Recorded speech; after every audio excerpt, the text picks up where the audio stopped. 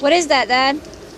I think it might be a timber rattler, and he was walking along this log, going along that log, and we saw him, and then he disappeared for a few hours, and then he kept coming back. He was in the woods over here, and he was messing with the dogs, and we had small children here, so we decided to euthanize him because he was a problem. He's about 2 inches shy of 4 feet long, and I was out here working my target range over here. That's my targets, and I had a 45 caliber handgun, but I didn't want to use that on him because I didn't want to destroy him. We wanted to salvage the meat and the hide. So I used this thing. It has a 22 kit in it, and it just shoots its little 22 bullets, so it doesn't do What's much that damage. big thing at the end? It's called a suppressor. It's a licensed suppressor. It's by the Alcohol, Tobacco, and Firearms. Allows hunters to use suppressed weapons in Arkansas. This snake actually went over there past that deer decoy and the bird feeder where that dog is, and was over in there, and then came all the way back to the house for the second time. And we decided it was time to eliminate him because he was a hazard to our children. We have a lot of small children. I'll show you how long he is. He's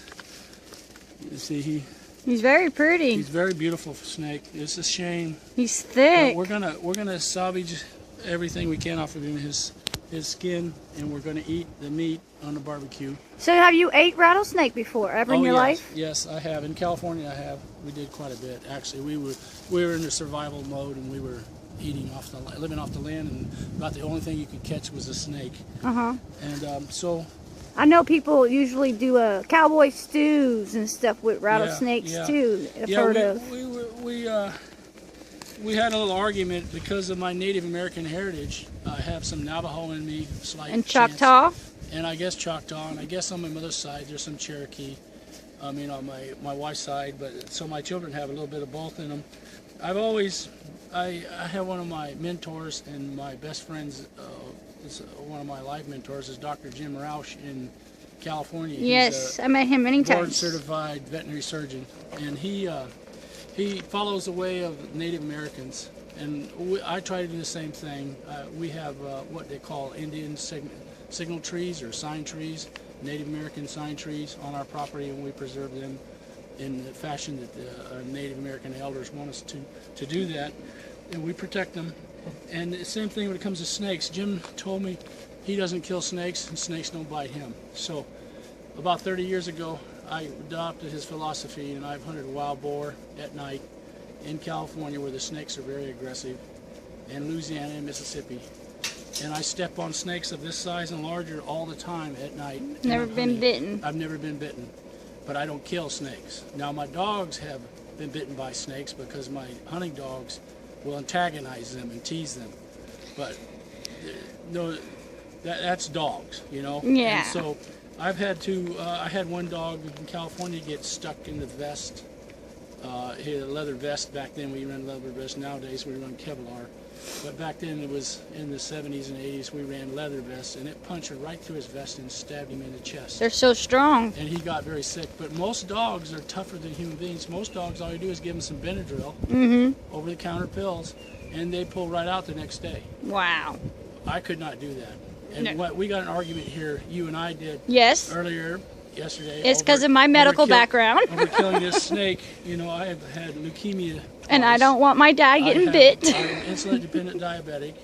I have an immunoglobulin level that's about 200. It should be 700 if I was normal. And so the antidote won't even work on him with his immunoglobulins. I was going to hand catch this snake yesterday.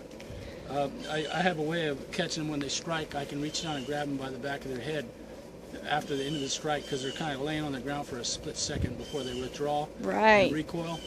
I was going to grab him and just relocate him, but you told me you had children here, you had dogs here, and that snake had to go.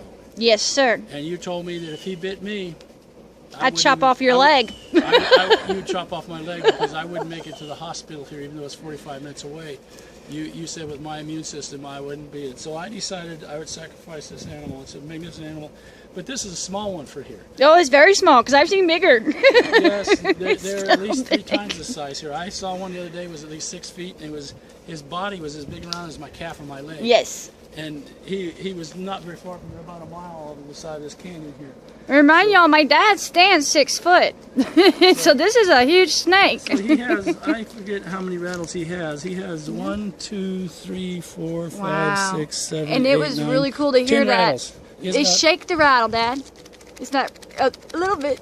Yeah, just a little bit going on there. It's a little wet. That's why. But I also noticed he has fangs. Now his fangs are retracted now, but he actually has double fangs. He has fangs in his tongue, and he also has a double set of fangs in the roof of his mouth. So when he gets a hold of something, it can't get away. That's a big head. Yeah, and yeah, his poison glands are in the head, and they're nothing to mess with. That's for sure. They're really, a predator. Yep. And we have no chipmunks and no mice right now. Yeah, we had a half dozen chipmunks running on this log here all the time about 2 weeks ago, and now they're all gone. And I'm thinking when we dissect him, we're going to find there's one in his belly. belly here, or her belly. It's either that or she has children. Aww. But I'm pretty sure we're going to find a chipmunk in this snake. Yeah. Well, that's all for now. I appreciate your time. Bye.